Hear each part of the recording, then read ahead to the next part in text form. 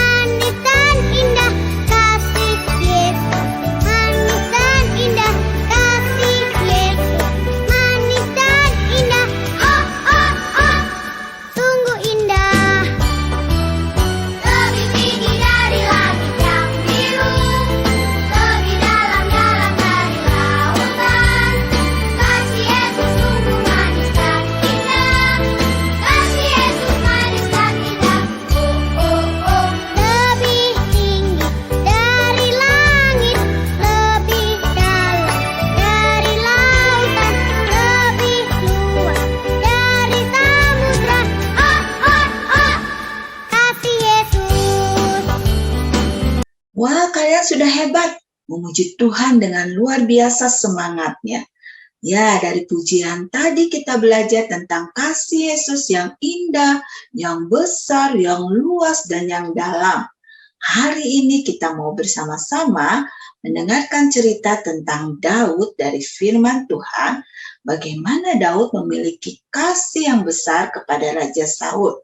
Kenapa Daud mengasihi Raja Saul?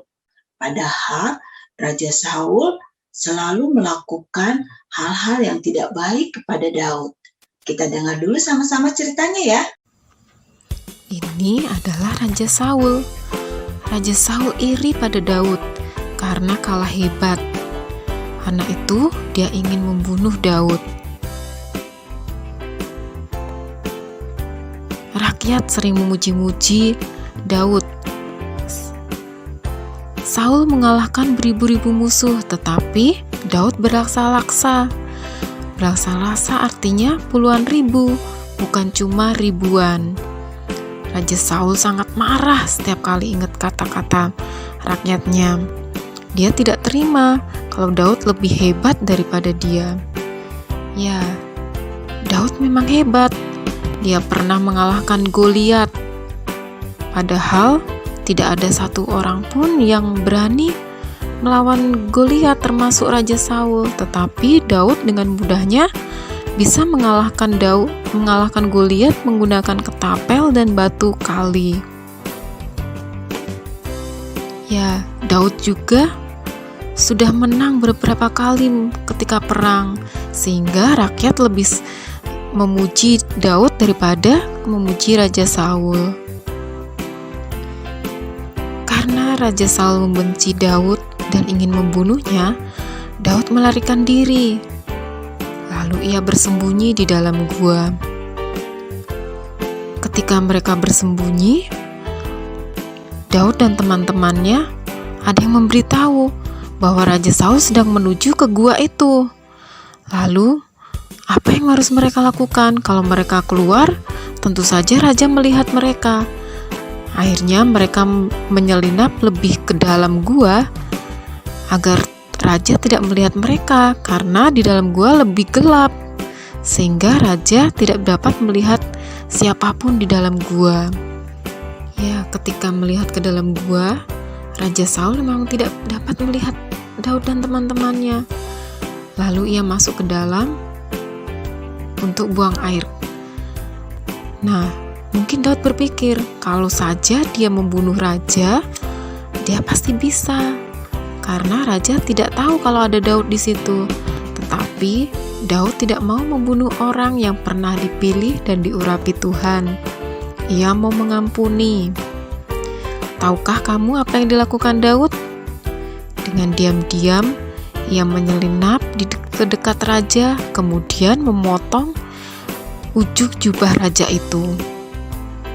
Ketika keluar gua, raja tidak menyadari bahwa jubahnya sudah terpotong. Ia tidak tahu kalau Daud bisa saja membunuhnya, tetapi ia tidak mau. Kemudian Daud mengejar raja itu dan berlutut, "Tuanku raja, bisa saja membunuh tuanku, tetapi aku tidak mau membunuh orang yang sudah diurapi Tuhan." Raja Saul sangat malu dan akhirnya ia berjanji tidak akan mengejar Daud. Tetapi Raja Saul tidak menepati janjinya. Ia mencari Daud lagi untuk membunuhnya. Bahkan sekarang dia memberangkatkan 3.000 orang untuk mencari Daud dan membunuhnya. Akhirnya para tentara itu kelelahan. Mereka semua tertidur. Raja berbaring dikelilingi 3.000 orang prajurit. Namun, walaupun sudah dijaga 3.000 tentara, Daud bisa saja menyelinap dan membunuhnya jika ia mau.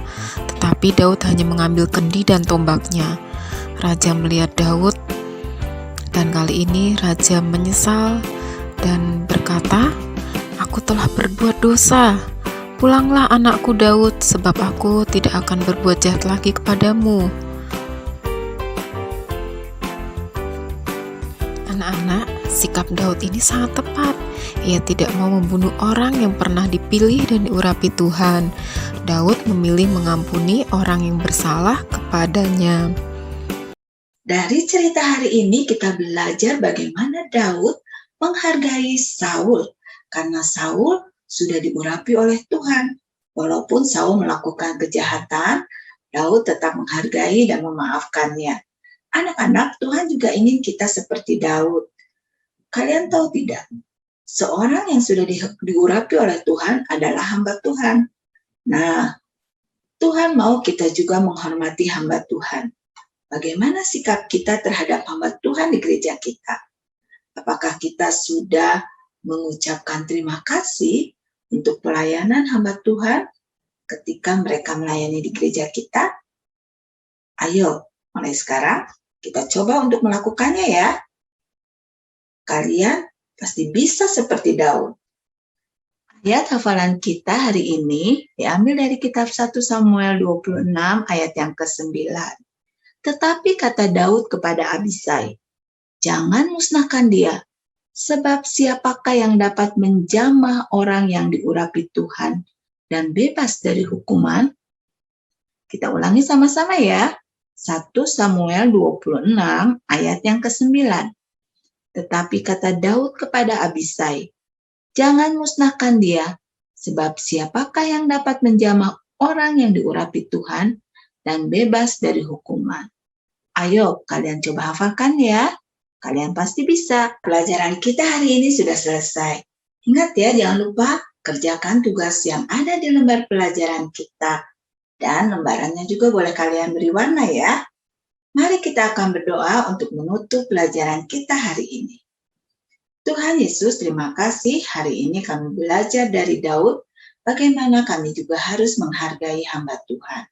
Biarlah Tuhan mengingatkan kami untuk selalu menghargai hamba Tuhan dan juga ajar kami untuk bisa memaafkan orang-orang yang bersalah seperti Daud memaafkan Raja Saul.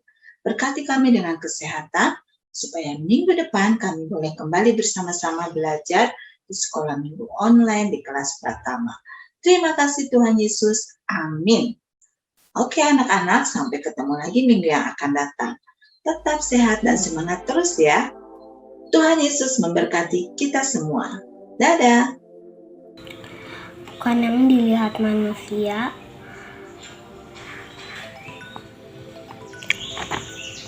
yang dilihat Allah, manusia melihat apa yang di depan mata, tetapi Tuhan melihat hati. 1 Samuel 16 ayat 7b. Hatiku penuh nyanyian, hatiku penuh nyanyian. 1 Samuel 16 ayat 7b. Bukan yang dilihat manusia, yang dilihat Allah.